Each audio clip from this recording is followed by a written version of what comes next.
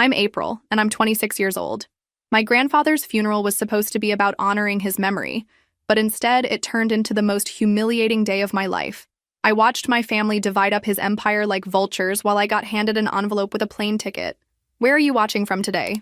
Drop your location in the comments below and hit that like and subscribe button if you've ever felt overlooked by your own family. You'll definitely want to stick around for what happened next. The reading of Grandpa Robert's will took place in his lawyer's mahogany-paneled office downtown. My mother Linda sat primly in her black Chanel suit, dabbing her eyes with tissues that hadn't seen a single tear.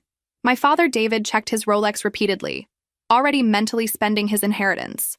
My brother Marcus lounged in his chair like he owned the place, and my cousin Jennifer kept whispering calculations to her husband. Mr. Morrison, Grandpa's longtime attorney, cleared his throat and began reading. To my son, David Thompson, I leave the family shipping business and all associated assets. Dad's face lit up like Christmas morning. The business was worth $30 million. Easy. To my daughter-in-law, Linda Thompson, I bequeath the family estate in Napa Valley, including all furnishings and artwork. Mom actually smiled for the first time since the funeral. The estate was easily worth $25 million. To my grandson, Marcus Thompson, I leave my collection of vintage automobiles and the penthouse apartment in Manhattan. Marcus pumped his fist under the table. Those cars alone were worth millions.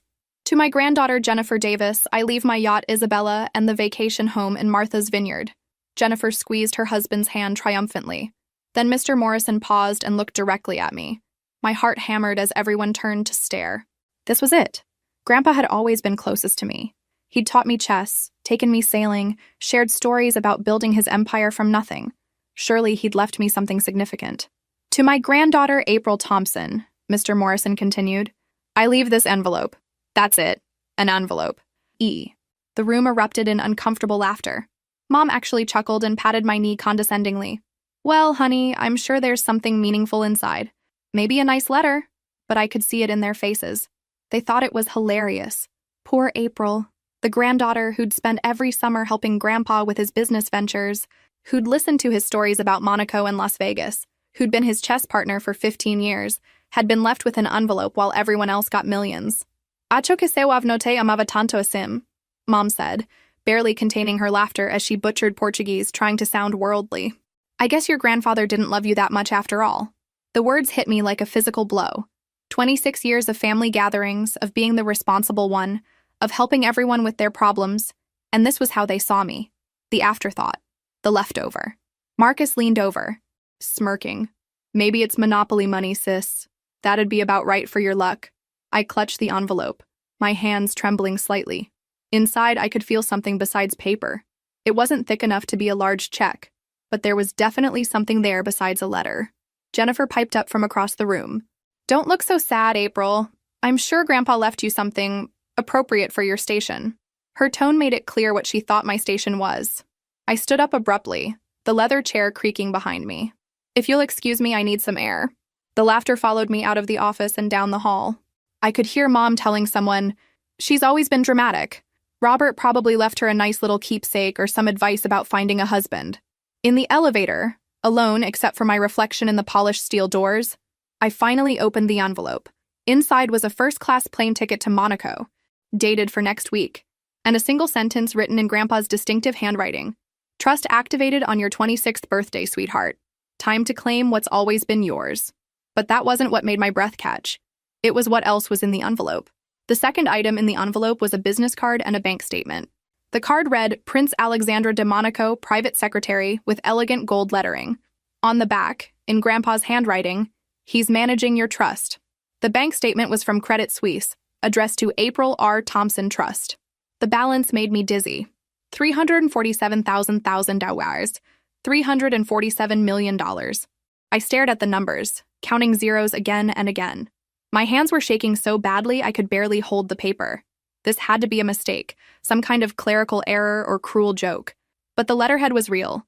The account numbers looked legitimate, and Grandpa's handwriting was unmistakable. When I got back to my apartment that night, I called the bank's international number listed on the statement. After being transferred 3 times and providing extensive verification information, a Swiss banker with impeccable English confirmed what I couldn't believe. Yes, Miss Thompson. Your trust was established when you were 16 and has been professionally managed for the past decade. Your grandfather was quite specific about the activation date coinciding with your 26th birthday. But I never signed anything to create a trust. Your grandfather established it as the settler. As a minor, your consent wasn't required. The trust has been generating returns and reinvesting profits from various international business holdings. Business holdings. That phrase sent chills down my spine, remembering all those chess games where Grandpa would talk about hypothetical business scenarios, asking my opinion on hotel management, customer service strategies, and market positioning. I'd thought he was just making conversation. What kind of business holdings? I asked. I'm not authorized to discuss specifics over the phone, Miss Thompson. However, Prince Alexandra has been briefed to provide complete details about your assets when you arrive in Monaco. After I hung up, I sat in my tiny apartment staring at the bank statement. The family group text was buzzing with photos of everyone's new inheritances. Marcus had posted pictures of car magazines. Jennifer was already browsing Martha's Vineyard real estate websites. Nobody had even asked what was in my envelope. The next morning at breakfast with Mom and Dad, I made the mistake of mentioning my plans. I'm thinking of taking that trip to Monaco. The ticket Grandpa left me. Dad nearly choked on his coffee. Monaco? Honey, that's probably going to cost you thousands in hotels and expenses. You know your teaching salary can't cover that kind of vacation. I thought about the bank statement hidden in my purse. The ticket is first class, and it's paid for. Mom laughed dismissively. April, sweetie, Monaco is for people like, well, people with real money. You'll be completely out of place. It's all casinos and yacht parties and designer everything. If only they knew. Maybe she could get some good Instagram photos, Marcus suggested sarcastically. Show her students what real wealth looks like before she comes back to her little classroom. I felt my cheeks burning. But now there was something else beneath the embarrassment. Knowledge. Power. The understanding that I wasn't the poor relation they all thought I was. Maybe Grandpa had a reason for sending me there. I said quietly. Oh, honey. Mom sighed dramatically. Your grandfather was 93 years old. His mind wasn't what it used to be toward the end. But I remembered those conversations differently. Grandpa had been sharp as ever, discussing business deals and investments right up until his final week. When he'd talked about Monaco and Las Vegas, it had always been with the familiarity of someone who actually knew those places. That afternoon, I called in sick to work and spent hours researching. Prince Alexandre de Monaco was real, legitimate, and according to financial publications, managed several $billion in international investments for high-net-worth families. I was apparently one of those families now. The night before my flight, I packed my best dresses and every bit of confidence I could muster. Mom called one last time to try to talk me out of it. April, you're making a mistake. You could use that ticket for something practical. The ticket's non-refundable, Mom. Well then, at least promise me you won't embarrass yourself. Don't tell people you're Robert Thompson's granddaughter and expect special treatment. I hung up without promising anything. As I double-checked my luggage, I caught my reflection in the mirror. 26 years old, brown hair, average height, nothing particularly special about me according to my family. But Grandpa had seen something different. He'd always told me I had his eyes, his instincts for business, his stubborn determination. Tomorrow, I'd find out if he was right. The first-class cabin of the Air France flight to Monaco was unlike anything I'd ever experienced. The flight attendant addressed me as Miss Thompson with genuine warmth, offered me champagne before takeoff, and made sure I had everything I needed for the 11-hour journey. As we flew over the Atlantic, I tried to process what the bank statement really meant. $347 million wasn't just money, it was power, security, freedom. It was the ability to never worry about rent or car payments or student loans ever again. At the nice airport, I expected to catch a taxi to Monaco. Instead, as I wheeled my luggage through customs, I saw a man in a crisp black suit holding a sign with my name. Not just April or Miss Thompson, but Miss April Thompson, beneficiary of Thompson International Trust. My legs nearly gave out. The driver was polite but formal, loading my luggage into a pristine black Mercedes. As we drove along the coastal highway toward Monaco, he made conversation in accented English. Is this your first visit to the Principality, Miss Thompson? Yes, I managed. It's beautiful. His Serene Highness is looking forward to meeting you. He has been managing your trust's Monaco holdings personally for several years. Monaco Holdings. Plural. Monaco announced itself gradually. First, the famous harbor came into view, packed with yachts that cost more than most people's houses. Then the Monte Carlo Casino, its ornate facade gleaming in the afternoon sun. Finally, we climbed winding streets lined with luxury boutiques and cafes. The palace sat at the top of the hill, But we didn't go to the main entrance. Instead, the driver guided the Mercedes through a side gate and into a private courtyard I'd seen in magazines but never imagined visiting. "Miss Thompson," the driver said as he helped me from the car, "if you would follow me." We walked through corridors lined with paintings that belonged in museums. My teaching salary had never prepared me for spaces like this. Everything whispered of old money, real power, centuries of influence. Finally, we stopped outside an ornate door.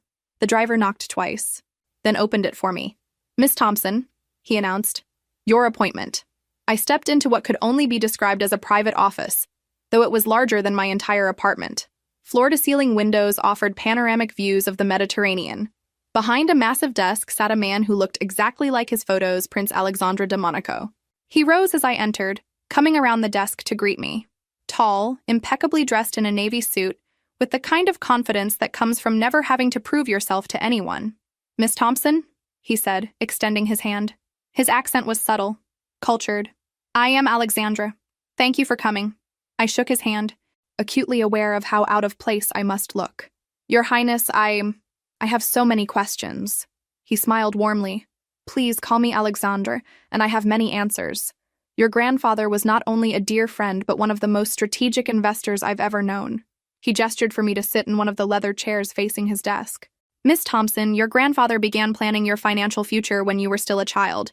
He established the Thompson International Trust when you were 16, with very specific instructions about your education, both formal and practical." Practical education? All those conversations about business, about reading people, about thinking strategically. He wasn't just sharing stories with you, April. He was training you. Alexandra opened a thick folder on his desk. "Your trust currently holds controlling interests in several major properties. The Monte Carlo Bay Resort and Casino, which generates approximately 40 million euros annually. The Belmont Grand Casino and Resort in Las Vegas, producing roughly $145 million per year. Commercial real estate in London, Tokyo, and Sydney." I stared at him, my mouth slightly open.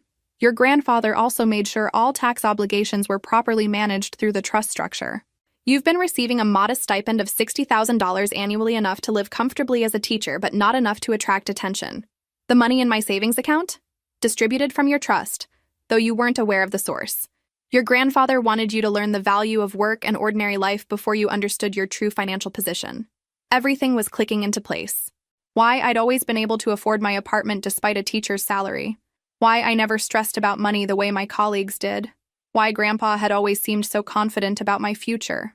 "Alexandra," I said slowly, "how much am I actually worth?" He consulted another document. "As of this morning, the trust's net value is approximately $1.2 billion. I gripped the arms of my chair to keep from falling over. "You're a billionaire, April. You always have been."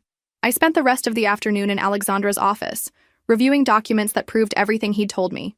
Trust agreements, property deeds, financial statements, tax filings, all managed by teams of professionals I'd never heard of, all working on behalf of a trust I'd never known existed. "Your grandfather was very specific about the timing," Alexandra explained, as I flipped through page after page of legal documents. "He wanted you to experience normal life, to understand work and responsibility, before you learned about your inheritance. But why hide it? Why not just tell me?"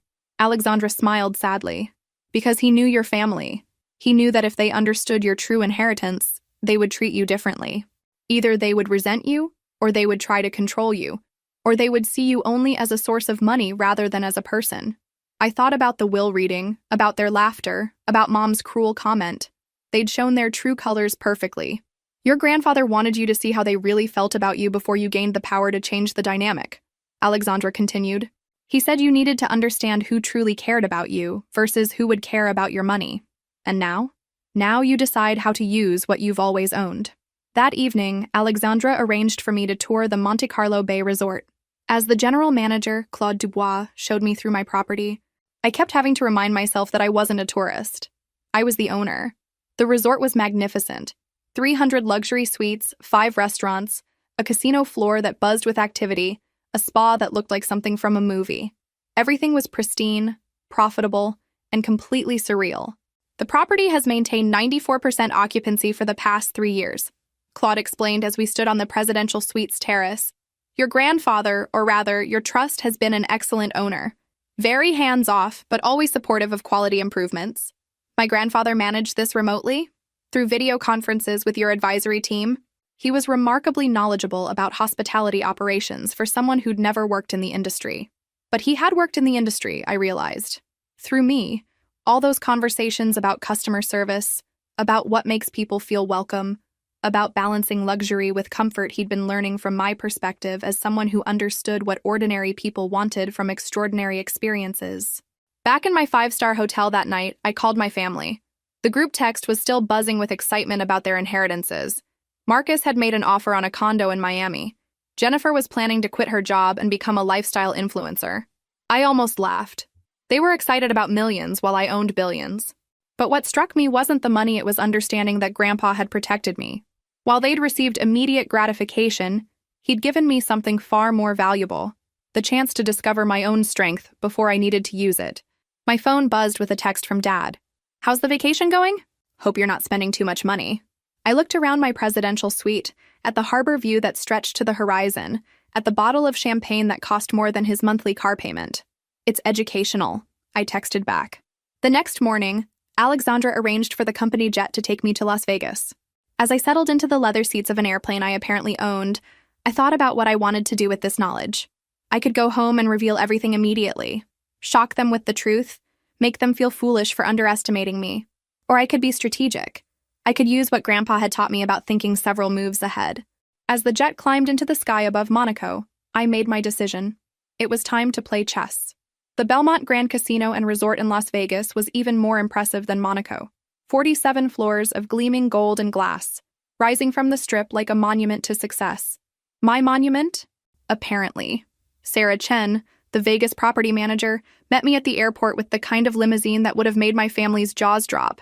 She was sharp, professional, and completely unaware that she was talking to her actual boss. "Miss Thompson," she said as we settled into the limo's leather seats, "your trust's representative said you wanted a comprehensive tour of the property. I'm excited to show you what we've built here. How long have you been managing the property?" 7 years now. It's been incredible watching it grow. Your trust has been the ideal owner, supportive of innovation, but smart about risk management. As we toured the resort, Sarah showed me financial reports that made my head spin. The casino floor generated about 60% of revenue. The hotel, restaurants, and entertainment venues contributed the rest. Everything was meticulously managed, profitable, and growing. "Your trust has been talking about expansion," Sarah mentioned as we sat in the penthouse suite that I apparently owned. "There's interest in acquiring similar properties in Dubai and Singapore." "Really?" I tried to sound casual. "What kind of timeline?" "Nothing concrete yet, but the preliminary research is promising. Your financial team seems confident about international expansion." My financial team. I had a financial team. That afternoon, I spent 3 hours on video calls with advisors I'd never met, but who'd been managing my money for years. My CPA, who'd been filing my tax returns and maintaining the legal fiction that I was just a teacher receiving modest trust distributions. My investment manager, who'd grown my portfolio from hundreds of millions to over $1 billion. My legal team, who'd structured everything to withstand scrutiny and protect my privacy. "Miss Thompson," my lead advisor explained, "your grandfather left very specific instructions about how to handle your financial awakening. He anticipated you might want to make some significant moves once you understood your position." "What kind of moves?" "He thought you might be interested in strategic acquisitions, particularly in markets where you have personal knowledge or family connections." Family connections. An idea began forming in my mind. That evening, I had dinner with Sarah at the resort's signature restaurant. As we ate food that cost more per bite than I used to spend on entire meals, I asked casual questions about business acquisitions. "Hypothetically," I said, "if someone wanted to acquire a small shipping company worth around $30 million, how would that work?" Sarah raised an eyebrow. $30 million is pocket change for a trust your size. We could structure that through existing corporate entities, complete the acquisition within 30 days. Is this hypothetical shipping company interesting for some reason? I thought about Dad's company, about how he'd struggled with debt and expansion costs, about how a cash infusion could solve all his problems while giving me control of the business I'd grown up hearing about. "It might be," I said carefully. When I called Alexandra later that night, he listened thoughtfully as I outlined my idea. "You want to acquire your father's company? I want to save it. Dad's been struggling with cash flow issues since the expansion. He's too proud to ask for help, but if the right buyer came along with the right offer, and you think you're the right buyer?" I think I'm the only buyer who actually cares whether the employees keep their jobs and whether the company maintains the culture Dad built. Alexandra was quiet for a moment. April, this would be your first major business decision as a billionaire. Are you certain you want it to involve your family? My family doesn't know it involves me. To them, it would just be a generous offer from foreign investors. And you're comfortable with that deception? I thought about their laughter at the will reading, about their assumptions about my worth, about their casual dismissal of my intelligence and capabilities. For now, I said, yes. The next morning, I flew back to Portland with a plan. I'd give my family one more chance to see me as I really was. If they continued to underestimate me, well, I'd show them exactly what underestimation cost. Back in Portland, I sat in my small apartment reviewing financial reports from properties around the world, while my family remained completely oblivious to who I'd become. The contrast was almost surreal. I'd spent the morning on a video call with my Dubai acquisition team, discussing a resort purchase that would cost more than my entire family's combined inheritance. Now I was getting ready for dinner at my parents' house, where they'd probably ask if I'd spent too much money on my vacation. The family dinner was tonight, and Mom had specifically requested that I bring my laptop to help with basic administrative work related to everyone's inheritances. She'd said I was good with computers and could help organize their financial planning. If she only knew what kind of financial planning I'd been doing lately. I'd spent the afternoon having my lawyers prepare a preliminary acquisition offer for Thompson Maritime. The research was troubling. Dad's company was more vulnerable than I'd realized. He'd taken on significant debt for the fleet expansion. And while the business was profitable, it was cash poor and over-leveraged. A determined buyer could force a sale pretty easily. My phone rang. Sarah from Vegas. April, the Thompson Maritime analysis is complete. The company is exactly what you described, profitable but financially stressed. Our offer could solve their cash flow problems immediately while giving you a solid regional shipping operation. What kind of timeline are we looking at? We could present an offer next week. Anonymous, of course, through one of our existing shell companies. Clean transaction, generous terms, no obvious connection to you. And if they refuse? Honestly, they can't afford to refuse. The company needs capital injection within the next 6 months, or they'll be forced to sell assets or take on even more debt. After I hung up, I sat staring out my apartment window toward my parents' neighborhood. Part of me felt guilty about what I was planning, but a larger part of me remembered every family gathering where I'd been overlooked. Every assumption that I wasn't smart enough for business discussions every time they'd treated me like the family charity case. When I arrived at my parents' house that evening, the whole family was already there. Marcus was scrolling through luxury car websites on his tablet. Jennifer was showing Mom photos of Martha's Vineyard renovation ideas. Dad was reading financial news, probably researching investment strategies for his $30 million windfall. April, Jennifer called when she saw me. There's our little world traveler. How was Monaco? Did you take lots of pictures? It was educational, I said, settling into my usual spot at the dining room table. I still can't believe you actually went, Marcus said without looking up from his tablet. That place is for people with serious money. Must have been awkward being around all those millionaires. You adapt, I replied mildly. Dad raised his wine glass. Well, let's toast to Robert's legacy. He certainly provided well for the family. Everyone raised their glasses except me. I just sat there, hands folded, watching them celebrate inheritances that were a fraction of what I controlled. April? Mom prompted. Your glass? I'm fine, thanks. Someone should stay clear-headed for the administrative work. Good thinking. Dad approved. Always practical, our April. As they discussed their plans, Marcus buying cars, Jennifer quitting her job, Mom renovating the Napa estate, I found myself studying them with new eyes. These weren't evil people. They were just people who'd never seen me clearly, who'd made assumptions based on limited information. The question was, what would they do when the information changed? The shipping company is doing well, Dad reported during dessert. Robert's investment in new vessels really positioned us for growth. We're looking at expanding routes, maybe acquiring smaller competitors. How's the cash flow situation? I asked casually. Dad looked surprised that I'd asked a business question. Well, it's manageable. We've got some debt from the expansion, but the revenue projections look good. What about working capital? Reserve funds for unexpected expenses? Now everyone was staring at me. April, Mom said with a laugh. You don't need to worry about business details. That's your father's expertise. I'm just curious. Grandpa always said cash flow was the most important metric for any business. We're fine, Dad said, though I noticed his jaw tighten slightly. The company is stable, but I'd seen the financial reports. They weren't fine.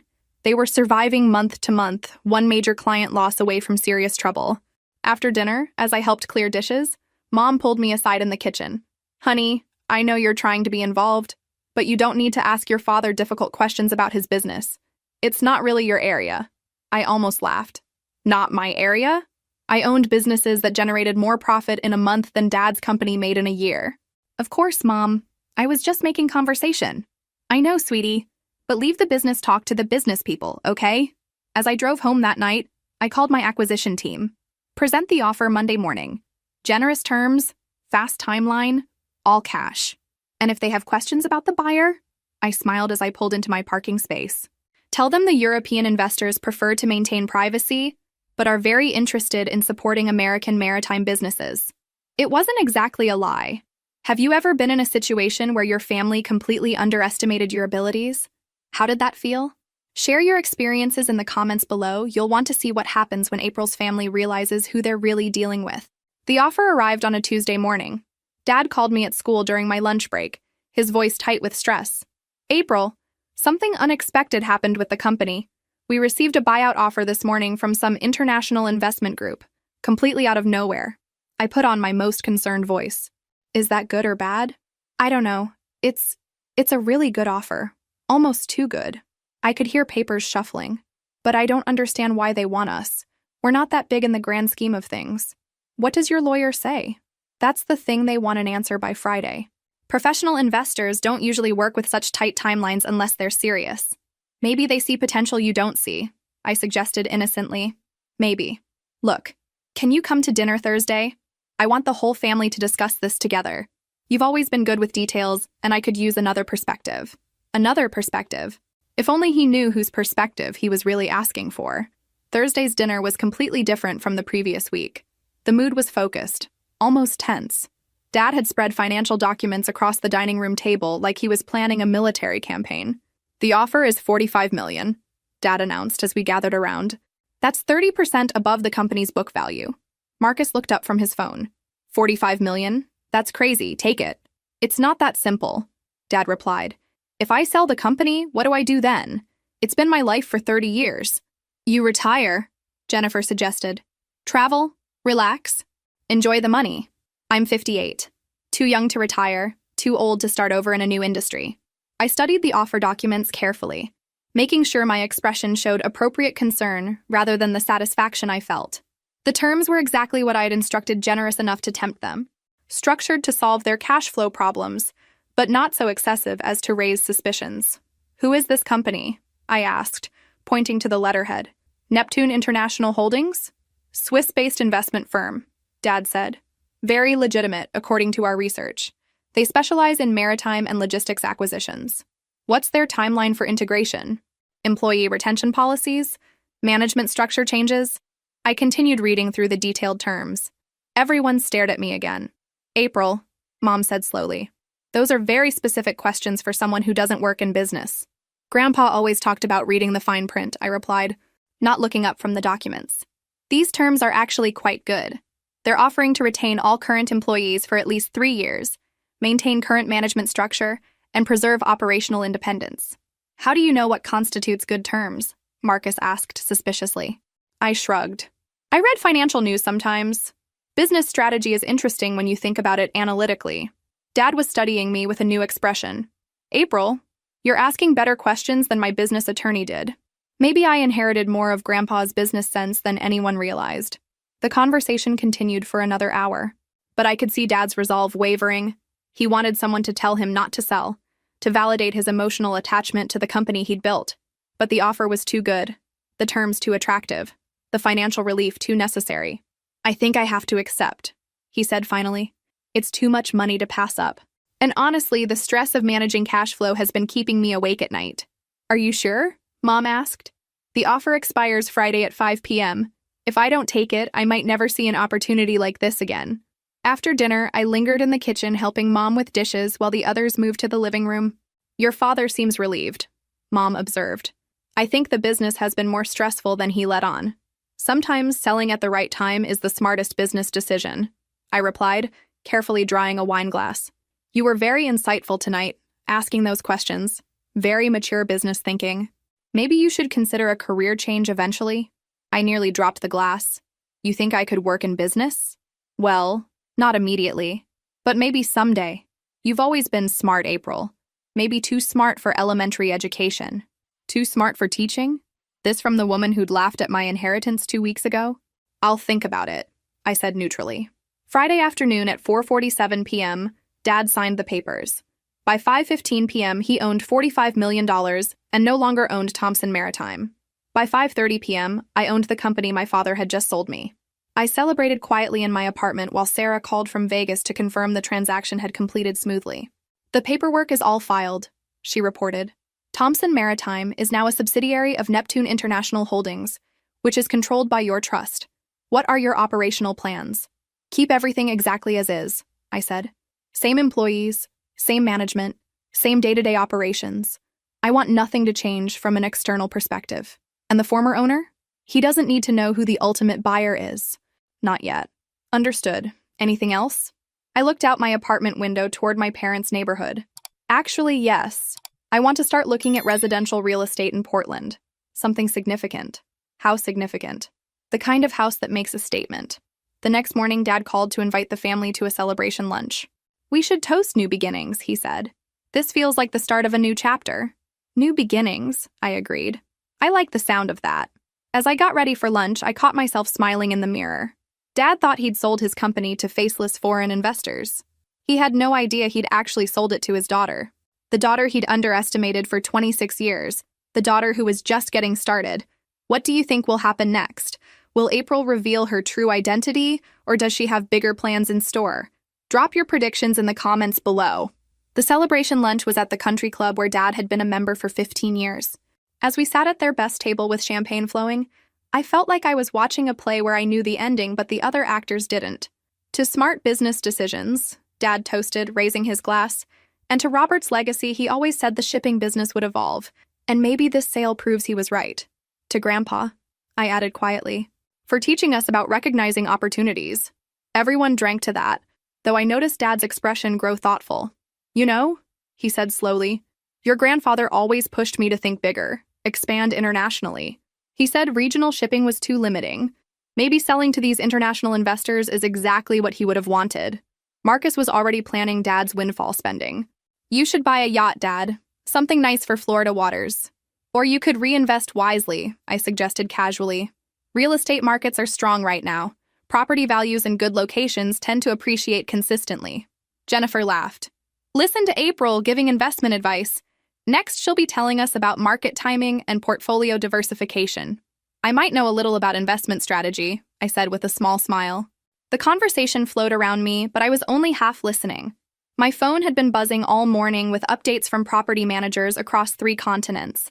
The Singapore resort acquisition was moving forward ahead of schedule.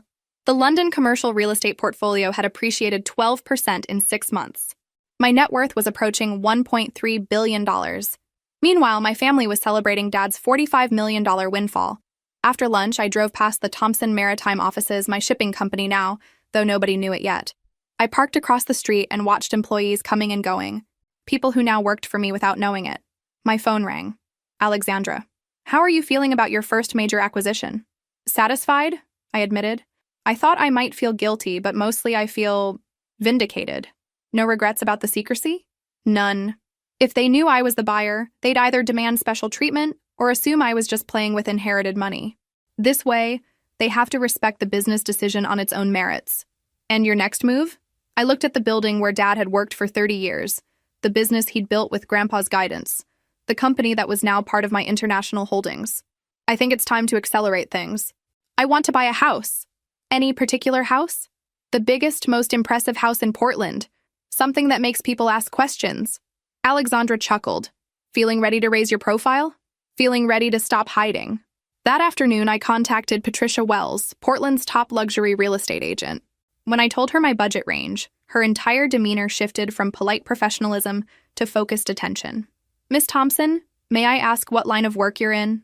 International business, real estate and hospitality investments. And you're looking to relocate to Portland permanently? I'm considering it. I have family connections here. We spent the afternoon touring properties that cost more than my parents' neighborhood.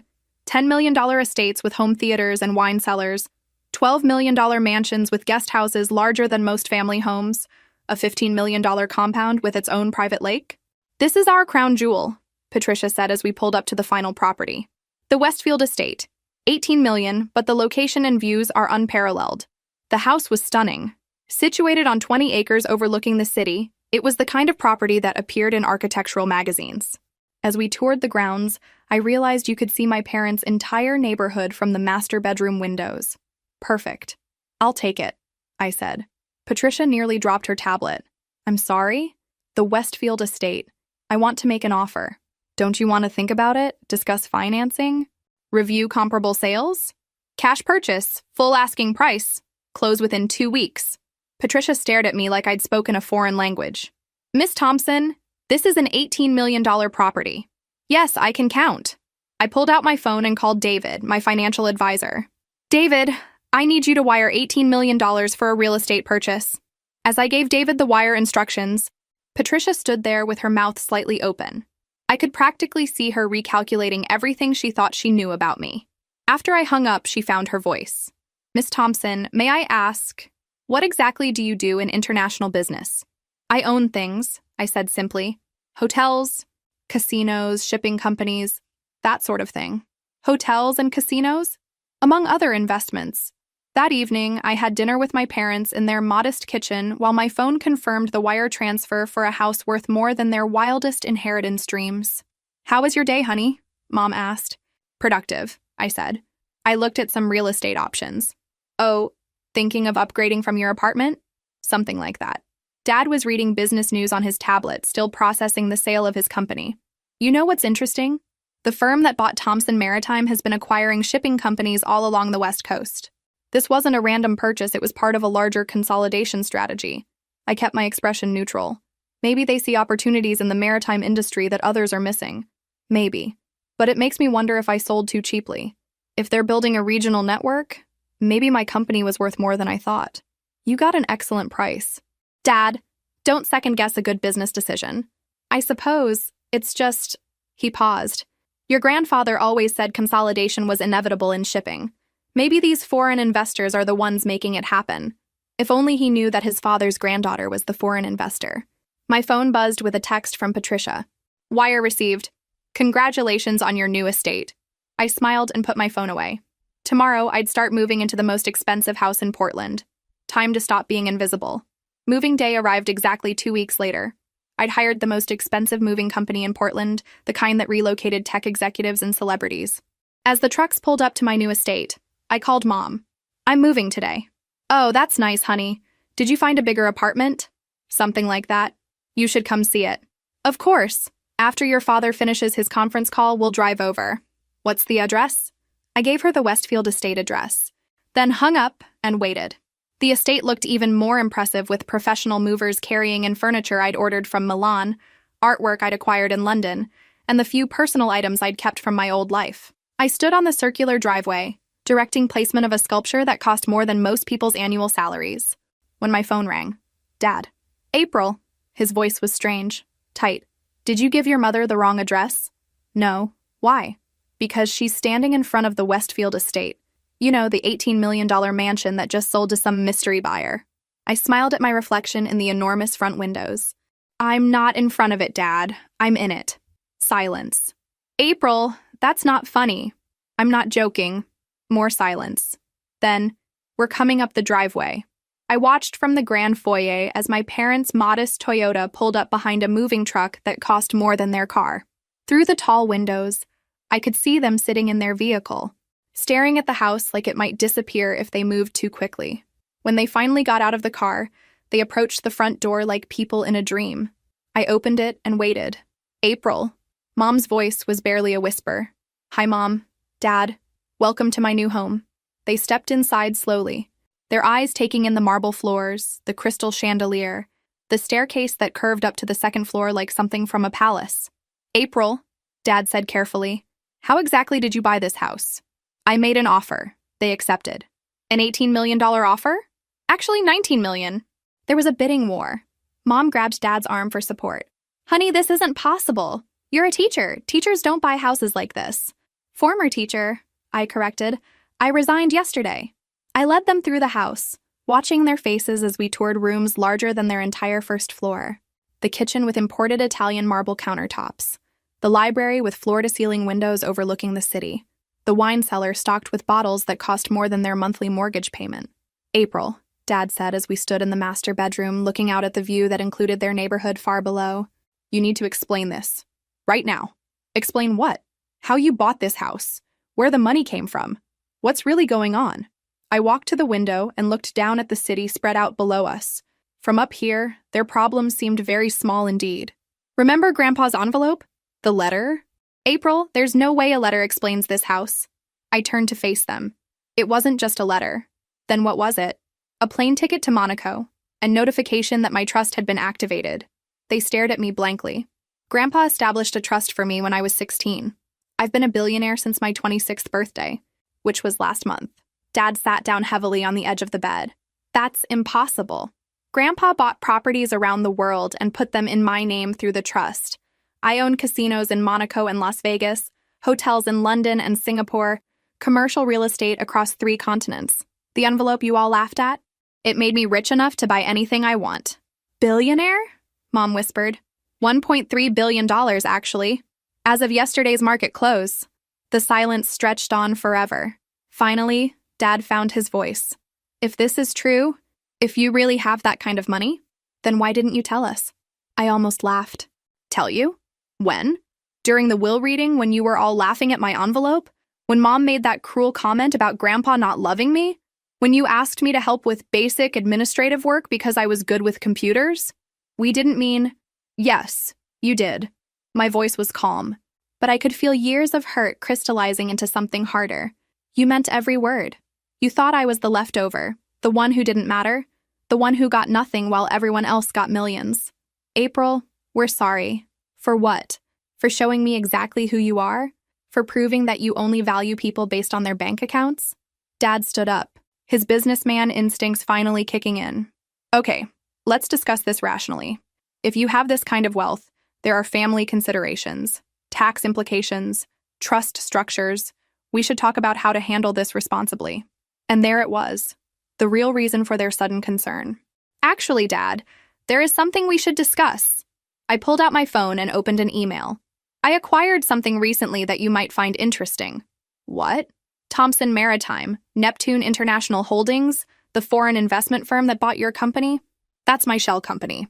I bought your shipping business. His face went pale. You bought my company? For $45 million, which was quite generous considering the debt load and cash flow issues. Why would you do that? Because I could. Because I wanted to. Because you sold it without even wondering if anyone in the family might be interested in keeping it. April, Mom said desperately. This is insane. You can't just buy your father's company. I can, and I did. It's mine now. Completely. Dad's face was cycling through emotions I'd never seen before. Shock, anger, confusion, and something that looked like fear. Give it back, he said finally. I'm sorry? The company. Sell it back to me. I shook my head. It's not for sale. April, that company is my life's work. Was your life's work. Now it's my business investment. I moved toward the door. I think you should both go home and process this. We can talk more when you're ready to have a real conversation. We're not leaving until you explain how you're going to fix this. I stopped and turned back to them. Fix what? I bought a company from a willing seller at above market price. I moved into a house I paid cash for. I'm exactly where I'm supposed to be. April, Dad's voice broke slightly. Please. For a moment looking at his face, I felt a flicker of the old April, the one who wanted everyone to be happy, who hated conflict, who would have done anything to fix things. But then I remembered the laughter during the will reading, the dismissive comments, the assumption that I was worthless. I'll see you both soon, I said gently, when you're ready to treat me like family instead of like hired help. After they left, I stood alone in my magnificent house, looking out at the view that cost $19 million. My phone was buzzing with congratulations from property managers, updates from financial advisors, and requests for meetings from business contacts. But for the first time since opening Grandpa's envelope, I felt completely, perfectly alone. And surprisingly, that felt exactly right. 3 days later, Marcus called.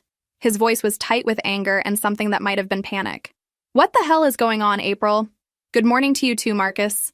Don't play dumb. Mom and Dad told me everything. About the house, about the companies, about you buying Dad's business. Is any of it true? I was sitting on my terrace drinking coffee that cost more per pound than Marcus earned in a week, looking out over a view that still took my breath away every morning. Which part are you asking about? All of it. Are you really some secret billionaire? I'm not secret anymore. This is insane. How is this even possible? Grandpa loved me more than you realized. Bullshit. He left you an envelope just like the rest of us saw. He left me an empire. The envelope was just the notification. There was a long pause. April, we need to have a family meeting. All of us. Tonight. We had a family meeting. It was called the will reading. Remember? When you all thought my inheritance was hilarious? That was before you knew I had money? Interesting how that changes everything. April, come on. We're family. Are we? Because for 26 years, family meant you got the spotlight and I got ignored. What's changed besides my net worth? Everything's changed. You can't just buy Dad's company and move into some mansion and expect us to what, Marcus? To treat me with respect? To include me in decisions? To stop assuming I'm worthless? I set down my coffee cup. I'm not expecting anything from you anymore. I've learned not to. Fine. You want to play hardball? I'll call our lawyers. If Grandpa left you all this money through some kind of fraud or elder abuse, I actually laughed. Marcus, I have the best legal team money can buy. They've already reviewed every aspect of the trust structure. Do you really want to spend the next 5 years in court battles you can't afford to win? You wouldn't. Try me. He hung up. An hour later, Jennifer called. Then Mom again. Then Dad. All variations of the same conversation: shock, anger, demands for explanations, threats of legal action, and eventually, grudging requests for family meetings. I ignored them all and spent the afternoon touring commercial real estate with Patricia. If I was going to live in Portland permanently, I might as well make some local investments. That evening, I was in my wine cellar selecting a bottle for dinner when my security system chimed. The front gate camera showed all 4 of them, Mom, Dad, Marcus, and Jennifer, standing at my entrance like some kind of intervention squad. I pressed the intercom button. Can I help you? April, it's your family. Mom's voice came through the speaker. We need to talk. Did you make an appointment?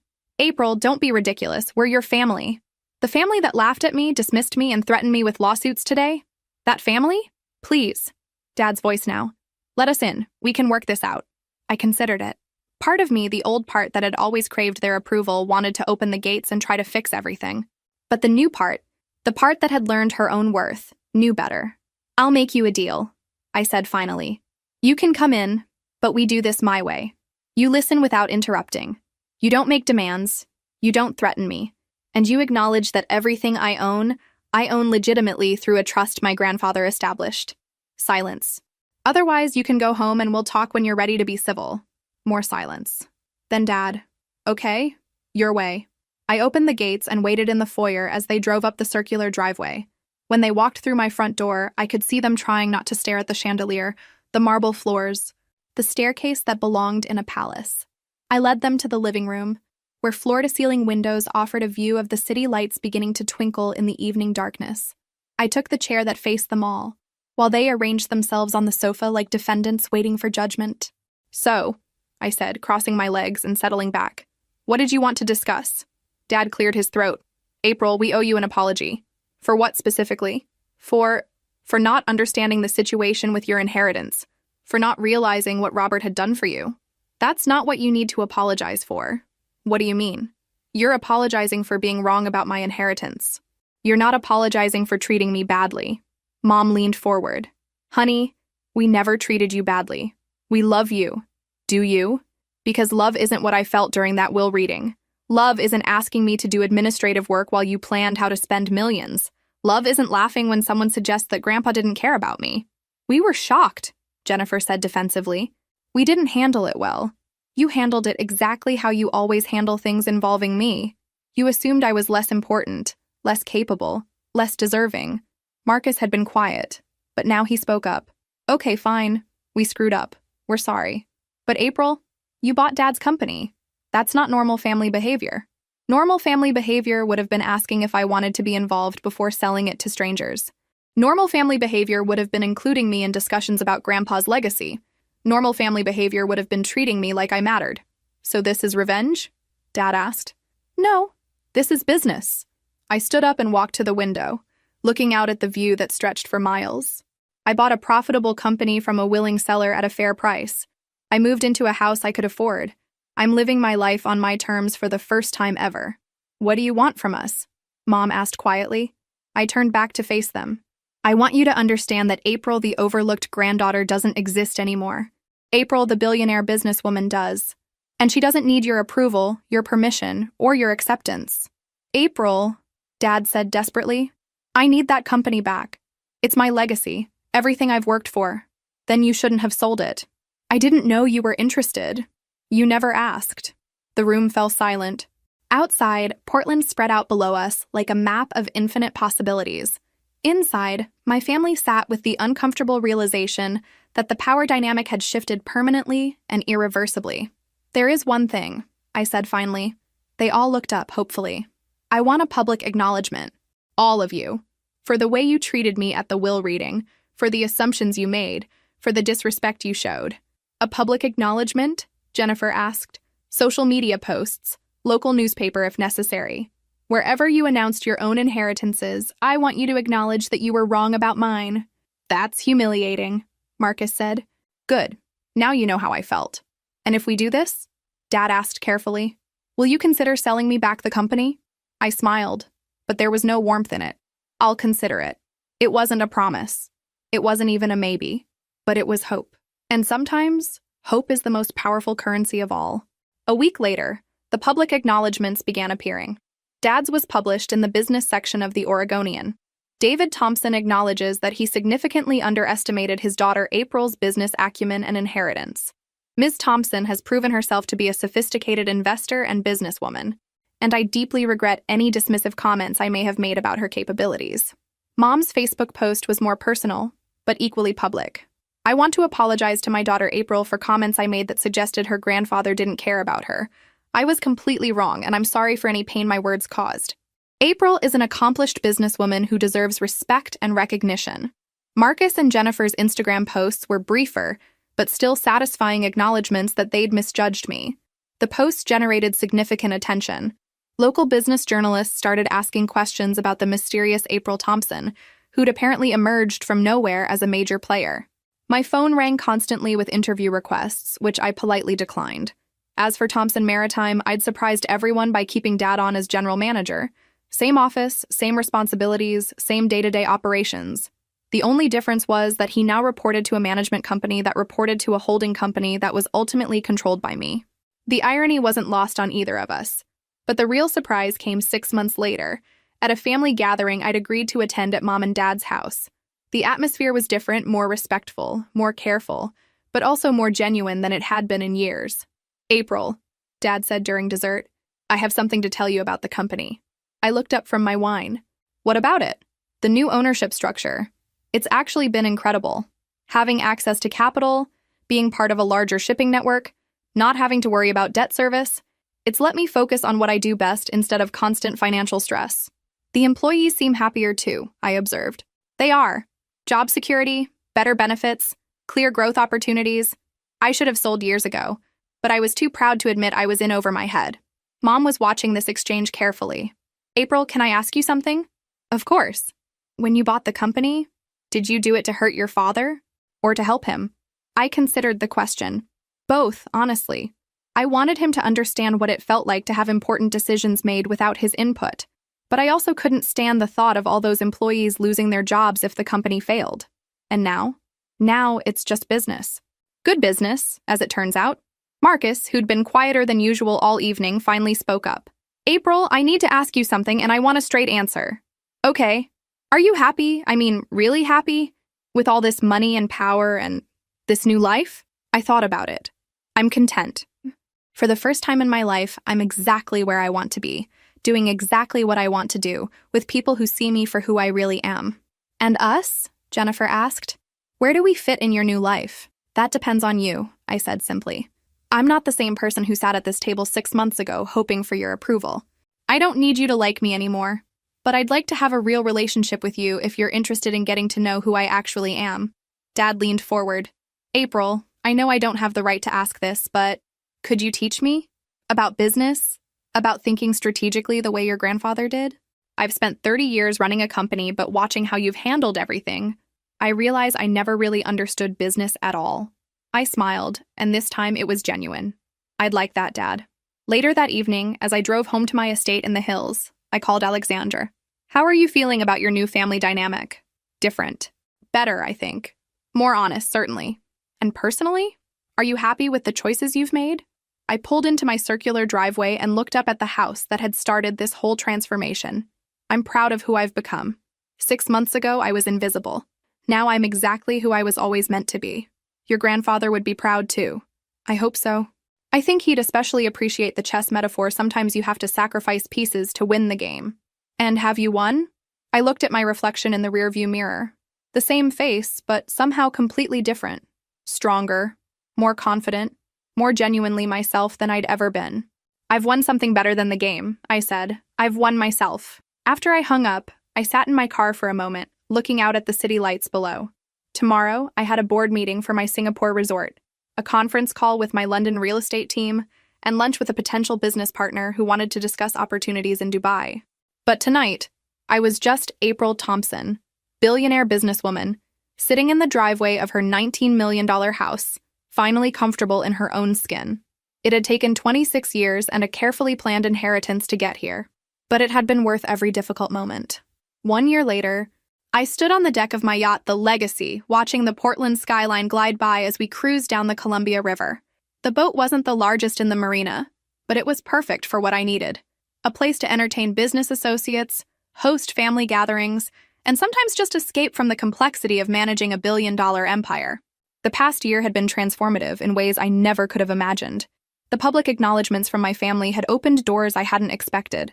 Portland's business community had embraced me as a major player, leading to investment opportunities I'd never dreamed possible. I now owned a controlling interest in the city's largest hotel chain, 3 residential developments, and a technology company that specialized in maritime logistics. My net worth had grown to almost $2 billion, but more importantly, I'd grown into someone I genuinely respected. The yacht pulled into the harbor, where my Tesla waited, another practical luxury that I'd purchased simply because I wanted it and could afford it. That evening, I had dinner with the entire family at my house. It had become a monthly tradition, these gatherings where we actually talked to each other instead of performing for each other. How are things at the shipping company? I asked Dad as we sat around my dining room table. Incredible. The integration with your other maritime holdings has opened up routes we never could have accessed before. We're actually bidding on some international contracts that would have been impossible under the old structure. And the employees? Happy. Secure. They know they're part of something bigger now. Mom set down her wine glass and looked at me thoughtfully. April, can I ask you something I've been wondering about for months? Of course. Do you forgive us? Really forgive us, not just tolerate us because we're family? I considered the question carefully. I've accepted who you are, and I understand why you acted the way you did. You weren't malicious, you were just blind to possibilities you'd never considered. That's not really answering the question. Forgiveness assumes you did something to me, but actually you did something for me. Your dismissal forced me to find my own strength. Your assumptions helped me discover my own worth. If you'd seen my potential from the beginning, I might never have learned to see it myself. Jennifer leaned forward. So you're grateful we treated you badly? I'm grateful for the journey it started. Grandpa could have just left me money directly, but instead he gave me something much more valuable, the chance to discover who I really was before the money changed how people saw me. Marcus, who'd been quiet through most of dinner, finally spoke up. April, I need to tell you something. What's that? I've been thinking about what you said about earning respect versus expecting it. And I realized I've never actually earned anything in my life. Everything I have came from inheritance or family connections. What are you thinking of doing about that? I want to work. Really work. Not just show up at some job Dad arranged. Would you consider giving me a chance at one of your companies? Starting at the bottom, earning my way up, I studied his face, looking for signs of entitlement or expectation. Instead, I saw something I'd never seen before. Genuine humility. I'd consider it, but you'd start in the mailroom, literally, and you'd be treated exactly like any other entry-level employee. That's all I'm asking for. After dinner, I walked out onto my terrace with Dad. The city stretched out below us, millions of lights representing millions of lives, millions of dreams. April, he said quietly, I need you to know something. What's that? I'm proud of you. Not because of the money or the success, but because of who you've become. You're stronger than I ever was, smarter than I ever realized, and kinder than I deserved. Dad, let me finish. Your grandfather saw something in you that the rest of us missed. He was right to trust you with his legacy, and he was right to structure things the way he did. You needed to learn your own worth before anyone else could see it. I felt tears welling up in my eyes. Thank you. No, thank you. For giving us a chance to know the real you. For forgiving us even when we didn't deserve it. For being better than we taught you to be. Later that night, I sat in my home office reviewing reports from my various properties around the world. Monaco was exceeding all projections. Vegas was planning a major expansion. Singapore was considering a second tower. London was exploring opportunities in sustainable development. My phone chimed with an email from my charitable foundation director. The Robert Thompson Foundation for Educational Excellence had just announced its largest grant yet, $100 million to support STEM education in underfunded schools across the Pacific Northwest.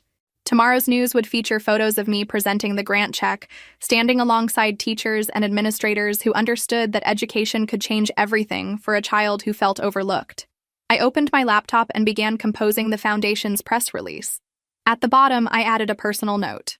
My grandfather taught me that the greatest gifts often come in unexpected packages. Today, we're passing that lesson forward to the next generation of dreamers and achievers. As I typed those words, I could almost hear Grandpa's voice. Sometimes the most overlooked person in the room is the one with the most potential to change everything. He'd been right, as always. I'd spent 26 years being underestimated, dismissed, and overlooked. But that experience had taught me something invaluable. True worth isn't determined by how others see you. It's determined by how you see yourself. Everything else is just details.